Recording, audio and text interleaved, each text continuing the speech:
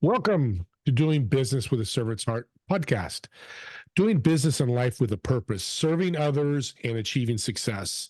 I'm your host, Steve Ramona, and we create this show for you because we want everyone to be motivated, inspired, and educated to learn how to do business, and I think more importantly, life, to make an impact in the world and to impact yourself.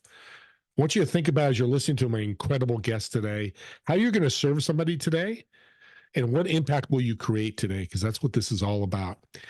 My guest is got something very unique, very important, but very interesting. I want you really all to listen. If you have a pad or paper to write down notes, this is something that's affected all of us at one time or another, and she's got some secret sauce, which I love on my burgers, that we can listen and learn from.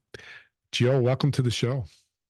Thank you, Steve. And I was just telling you earlier, you are one of my favorite people. You and I just met about a week and a half ago, and talk about doing business with a servant's heart. The love that you have for connecting people is so touching and so authentic. And I'm so grateful that you and I got connected by Marcus Ogden, who was on your show. So I'm just grateful for you. Thank you so much. That means a lot because you got to live to your podcast and live to what your vision is. And I really appreciate that. On your website, I have up, it says Unshamed, releasing a dark cloud of shame. What are we talking about? Yeah. So before we get into it, I always like to do a disclaimer because this is a very taboo topic, and it's a topic that people aren't really talking about, and it can be very triggering. And so as I'm sharing my story, my only hope and dream and goal and purpose is to help people know that they're not alone if this is your story, but I also need to know that you're protected. So on my website, which is scrolling across the top there, jillschultz.com, I do have a resources section. There is a get help section. And so if you feel like this conversation is too much, turn it off. Sorry, Steve, turn it off. All right.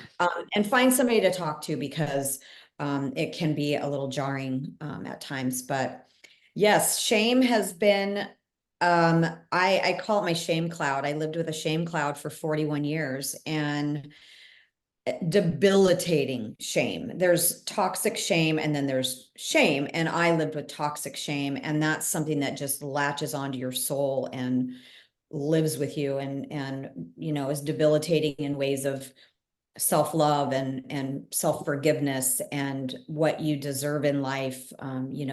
So thank you for giving me the space to talk about this. And as I'm starting, I'm really grateful for the hashtag Me Too movement, because I really feel like it has opened up a space for people to start talking about if they've been abused.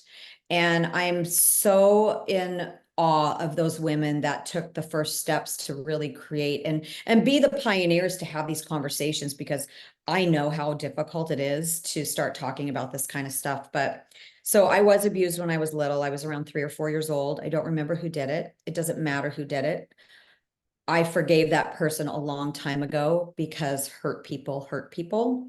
And forgiveness is a huge, huge, huge pivotal place for somebody when you need to start healing.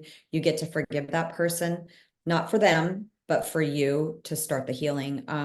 But that happened when I was about 3 or 4. And where my story is something that's taboo and not being talked about is I was the little girl who, because of what somebody taught me to do, I was innocently and curiously experimenting with other children when I was a child myself.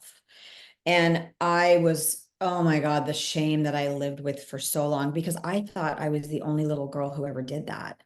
And sadly, it's way more common than you could even imagine. And so we're here to normalize the conversation, get people talking about it, getting people to heal from it. And the first step is getting it out of your body. You get to talk to somebody about it. And and I appreciate you mentioning that. And I agree. If this is a subject that's not comfortable with you, I have no problem. That's not what this show is about, to have people feel uncomfortable. Do reach out to Jill, because she's opened that door, and I'm thankful. Isolation sounds like a big problem with this as well. I mean, the problem is the right word. Talk more about isolation.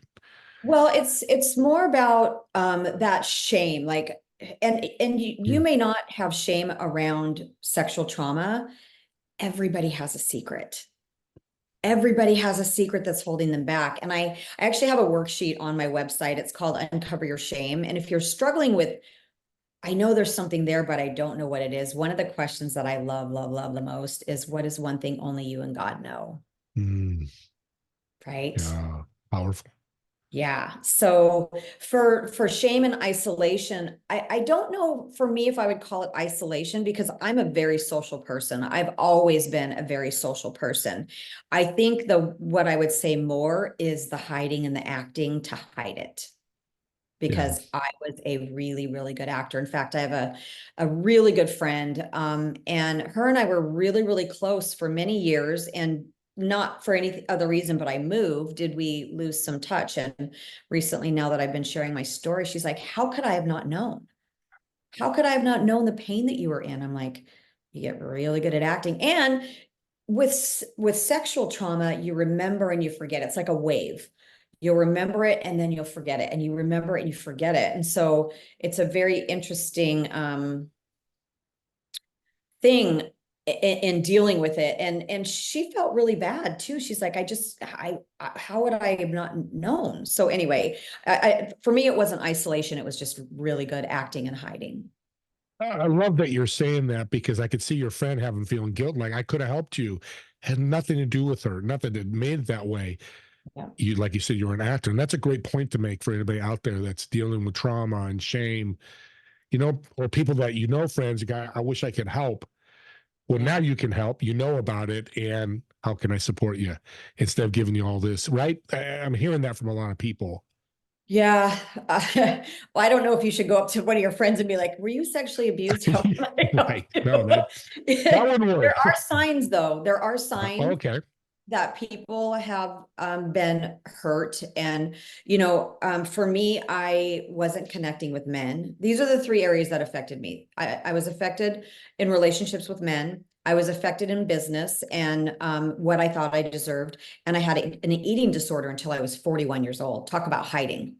I was bulimic until I was 41 years old. So if you see people who have some of these signs, and it could be self-harming if people are cutting themselves, or any other type of self-harming, eating disorders, not having good boundaries with people and relationships is another indicator that somebody might have been hurt.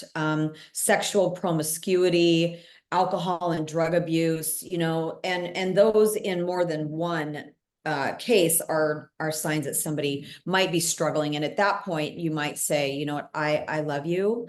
How can I help you? I notice you're struggling. That's probably the angle that I would take. Yeah.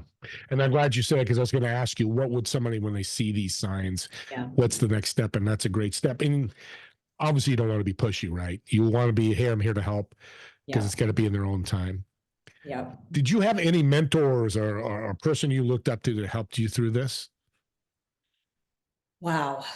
Um, I would say I've had mentors in my life, but not directly related to this. I feel Mm. like my mentor in all of this has been God. God has had his hand on me from day one. And it's so funny because oh my gosh, I have several businesses, and I was never able, like, if people look at me from the outside, they would probably feel like I have success.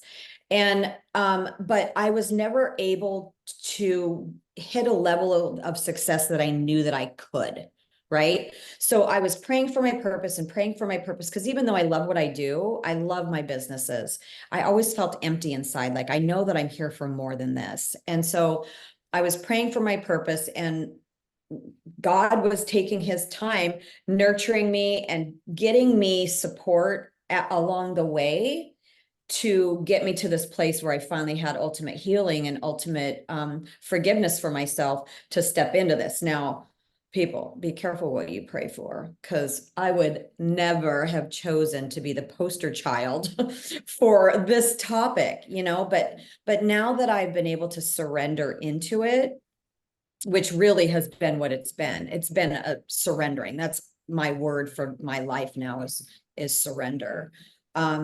now I can look at what happened to me as a gift, because now I get to use it to help people. But along the way, I really think it's just been God like shifting me. Like he just keeps moving me in a different direction. And it's been uncomfortable as hell. It's been very uncomfortable, Mhm. but it's been the process to get me to this place where I am open to be vulnerable and talk about this. And some people might be sitting here shocked that I'm not in tears. And I will tell you, it has taken me a long time to be able to talk about this without being in tears. But this is also something that is hopeful for you if this is your story, because the more you talk about it, the less power it has over you. Right. And, you know, when I used to talk about it, I couldn't talk about it without crying. Oh, I can imagine. Oh my God. And surrender is a great word. So is the fact that, it happened. It's never going away for the rest of your life. It's always going to be there, but you've learned to wall it off. Control, I don't know if was the right word, but I like that because you're honest about it. People Yeah. go, I'm not an alcoholic anymore. I went to AA, I'm done. No, you're always going to be in a help from what I hear. Yeah. And the point being, I love that and people need to listen to that and talk to you about that, because that's where you can help them, right? Yeah, I think one of my there a couple of different things that I like to say. One is life happens outside your comfort zone. Neil Donald Walsh. Like, look at the hardest thing that's going on right now. What is the one thing that's always following you around? Because I had this shame cloud that was around me all the time. I'd go to bed, it was there. I'd wake up, it was there. And it literally was how I felt about myself because what happened when I was little. So what is that one thing that's constantly following you around, the tape that you keep playing over and over in your head? You get to address that now. Like, get rid of that, and life is magical on the other side of that. Yeah. So that's one thing. And you get to be brave, you get to be courageous, like you get to step into this. And lastly, stop being a victim. Like, you don't get to blame your life on other people. You get to take responsibility. And if today is that day for you, praise Jesus. Right now, this very second, you get to say, you know what? You don't owe me anymore. I get to decide every single day what my life looks like, and stop blaming what happened to you or what somebody else did to you, you know? Yeah. You wrote a book about all this, and it's a great tool for people. What's the name of the book, and what was your mission for that? Yeah, it's called Liberated, Releasing the Dark Cloud of Shame, and you can buy that on my website. I did not want to write a book. I had no desire to write a book. When I first surrendered into what God was asking me to do, I was like, I just want to get on stages and shout my message from the rooftop because I want to set people free and let them know they're not alone. And God slowed me down. And I was talking to a friend of mine who's a speaker, and he's like, if you want to speak, you got to write a book. And I'm like, I don't want to write a book. But honestly, that I didn't write that book. God wrote that book. He kept bringing people to me that had similar stories to mine. So it's kind of like a chicken soup for the soul compilation of other people who have other stories. And, it is a hard book. So if you please get the book, but if you're reading it and one chapter's hard, skip to the next chapter. They're not based upon each other. If they're really hard, go to the end of the book, because I think those stories at the end are really like people that have overcome and created beautiful lives outside of what their trauma has been. But it's really funny because I was talking to my dad, and like I look at the book and I'm like, I feel absolutely no attachment to the book. I feel completely just removed from the book. And he's like, honey, that's because you didn't write it. God did. And I was Yeah. like, totally There true. you go. Smart man. Yeah. It's a good father. Well, get the book, or if you know somebody that's going through this shame, get the book for them as a gift. What a great way to serve. Talk about servant's heart. And this is why I love Jill and having her on the show. She truly is a servant in a really tough situation. Want to change the show? Let's turn the show to some fun stuff. Yeah. You're passionate about wine. And I want to add this. You just heard everything she went through, and now she's thriving in multiple businesses. So anybody can do it. And that's what Yeah. you're showing. So let's talk about wine.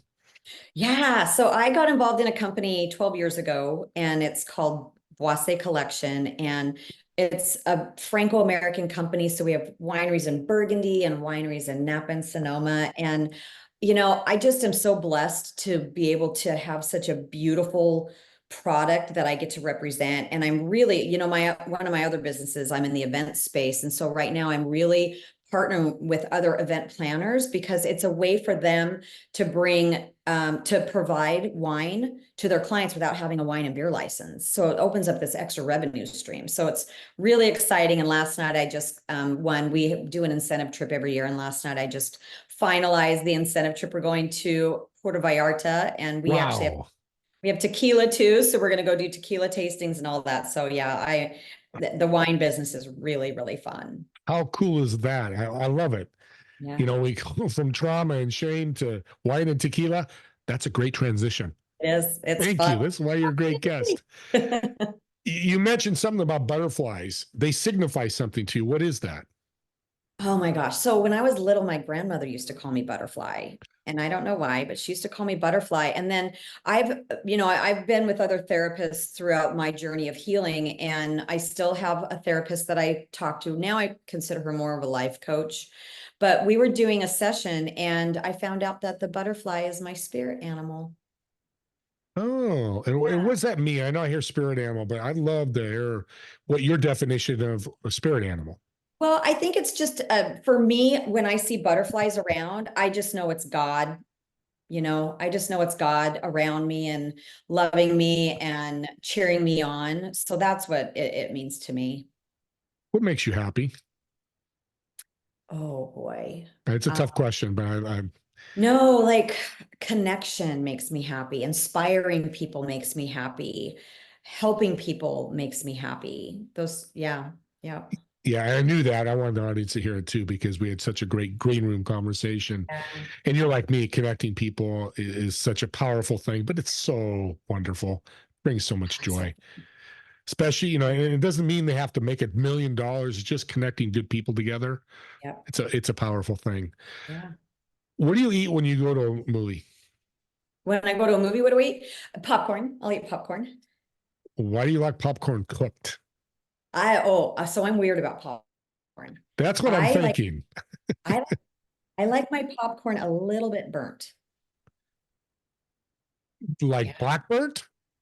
Some of the pieces, not all of it. But especially like when I cook popcorn in the microwave, like in the middle, it'll get a little bit burnt and there'll be like that burnt hole in the middle. Right, right. I like burnt popcorn sometimes. Just a That's little bit, not all of it, just a little kernel here and there burnt. Yeah. that's very interesting. Yeah, I know I'm weird. Yeah, we're all weird. Trust Yeah, me, I got weird. It's the right audience. Raise your hand. I know you can't see it. We can't see it, but we're all weird one way or the other. I want to talk about events because we talked about when we first met, and I think they're so good now with COVID gone. There's more and more of these happening. People are seeing now after not having them that events now can be so popular. What's your impression of events and what you think people should get out of them?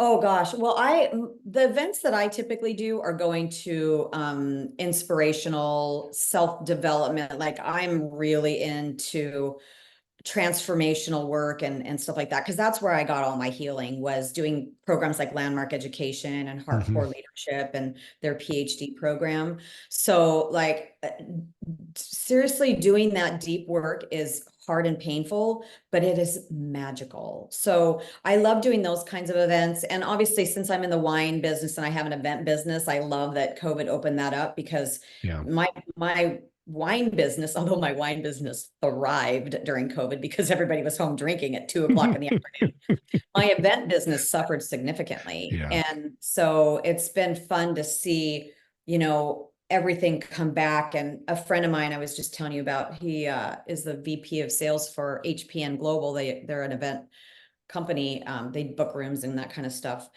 He's just overwhelmed with business right now, so it's really great to see that things are getting made up on the back end from what was taken away during COVID. Yeah. And with events, businesses do events, network marketing, all, Bose, I'm sure does it. Yeah. What should be the goal for a company when they hold an event? Wine. That's true salesman or saleswoman. Okay, besides wine. I'm sorry, I got excited. Tell me No, your no, question no. I again. love it. No, a company wants to do an event. What should be the expectation? I don't want to use ROI because it's not all about money, but what do you teach if the company comes to you and says, "Hey, I want a whole event for my 100 employees." Yeah. Where do you go with them on that? Well, I think it should be, I'm always on the sales side of things. So Yeah. it should be inspiration to me. Like you should be Hmm. always finding out what's going to motivate your team to get them to the next level. Not what's in it for me, because Yeah. a lot of us are WIFM, what's in it for my team and what's going to take them to the next level. What's going to inspire them is what I think is important. And you really just did the with them. I just learned that phrase. My guest last week, who wrote a great book on communication, he's talking about with them. So I'm Yep. very familiar. What is it in for me? That's What's how in it you for a me? good sales tip, and I can tell you in sales training. Where's the best place to have an event, San Diego, California. and why is that? Because it's the most beautiful, magical place in the world, weather all year round. Although it's raining right now. It's been raining, it's Yeah. cold today. But yeah, San Diego is just such a beautiful, beautiful city. And it's chill. Like it's not like a big city. It's not hustle and bustle. I don't know, there's a big sense of community in San Diego. Yeah, I'm in Northern California, and San Diego is beautiful. If I could afford it, that's one place I would live because it's near the beach. My wife loves the beach, and people are really good down there, really good personalities. I think the beach helps that Oh yeah. personality, just We kind were of just calms you. we were just rated the most expensive city to live in the United States, Okay, you just pushed me back a few years. Thank you. No, above LA, above yeah, San Francisco. It blows me away. It blows me away. it's a beautiful place to live, and that's why It's people are beautiful. paying money for. Yeah. Well, we're into the end of the show. What does your future look like? Um, so my big vision is inspiring people on stage, like being able to share my story around shame and really just letting people know that you get to be set free from that. Shame can't live in the light. And, I'm really into manifesting. In fact, the picture on my screen right now is my $28.9 million home in La Jolla. Um, that I'm manifesting right now. But I remember when I was surrendering to all this, I had heard a woman, Amanda Francis, talk about everything on our heart was given to us by God, and it's ours to have. And so every day we get to feel like what it is we want on our heart. It really is yours to have. Like, I don't want a fishing boat. That's not on my heart. I want a yacht. That's on my heart. But I saw myself shortly after I had taken all this on, and I saw myself on stage with Tony Robbins, Lewis Howes, Joyce Meyer, and I was like, oh, that's silly. And I was like, wait a minute, everything on your heart is yours to have. And so I know that I get to be on those stages and speaking my story because me being able to be vulnerable and share it gets to set people free. So Yeah. that's where I see things in the future for myself. And the vulnerability would be great lesson for people to see to become vulnerable because I think that's part of shame and everything. Why you were such a great actor. Yeah. Can I just say one more thing? Because Fire away. We got time. I think this is really, really important. It's about being vulnerable. So when I first decided that I needed to talk to somebody about what happened to me and what my shame was, I found a therapist through a friend. And I remember going there and I'm like, how can I say these words out loud? How can I say that I had acted out with other kids when I was a child myself? Because I saw myself as an adult doing that. Like I really thought of myself as a monster. And I'm like, how am I going to be able to say these words out loud? And this is why I say you get to be brave, you get to be courageous, and you get to live life outside your comfort zone. But the most beautiful thing happens, Steve, and it happens over and over and over again when I share my story. I always think of the level of judgment that's going to be there. And every single time, the level of compassion and kindness and understanding and love is unbelievable to me. So you get to get this out of your body. You get to talk about it because I promise you, the fear that you have around how somebody's going to judge you if you say it is a lie. You're going to have people who are understanding and kind and compassionate and love you. So thank you for letting me add that because I think it's really important for people to know that because I know I had this massive pit in my stomach, and I know that if you're dealing with that right now, I know what that feels like, but you get to talk to somebody because life on the other side of healing is magical. Yeah. No, that was a great way to end the show. I'm going to bring you back. You got to come back. There's more to talk. This is I'm available next week. No, I'm kidding. yeah. Well, I was thinking tomorrow, but we'll do next week. We'll bring it back. This COVID's brought a lot of this. It's just not the trauma with your sexual trauma, but there's depression and all kinds of different things. That's shame. It's just not what you've been through, which is the beautiful thing about the book. How can people reach out to you if they have any questions? Yeah, so I do on my website, all of my social media is on there. Okay. JillESchultz.com is a plethora of information about me. All my things are there. The book is there. I also have a Facebook group called Living Unshamed, and I have found that most of my healing has come in a community as opposed to one-on-one. So come join the Facebook group and be with other people who have similar stories to you. But those are ways that people can get a hold of me. I totally agree. Community's better because you get different perspectives. Hey, I Well, dealt and with you're this. not alone. And you're not alone. See, Yeah. that's somebody's been through it. This is why you need to reach out to her, why I had her on the show, because she's going to walk you through the steps. Never recreate the wheel. Don't try to go through this stuff on your own, on yourself, by yourself. Success Reach leads out to Jill. She'll get you resources, help you do whatever needs to be done. And then drink some wine with her, because I think she'd be happy to drink some wine with you. Yeah. As I always say, watch this show or listen to it if it's the podcast multiple times. She's brought $1 million ideas that could change your life, literally, to be somebody that's not thriving to somebody that's thriving. Who doesn't want that? I do. I know Jill does. Don't forget my TV show, Together We Serve. It's 2 p.m. Pacific, 5 p.m. Eastern, Roku, Apple TV, all those different streaming services. And I want to say this, trauma and everything she talked about is tough. But if it's not Jill, it's not this podcast, please reach out to somebody, because it's the most important thing, and somebody is there to help you. God put us on this earth to serve and help others, like Jill's doing. Do the same. We'll see all of you in the next episode of Doing Business with a Servant's Heart. Thank you.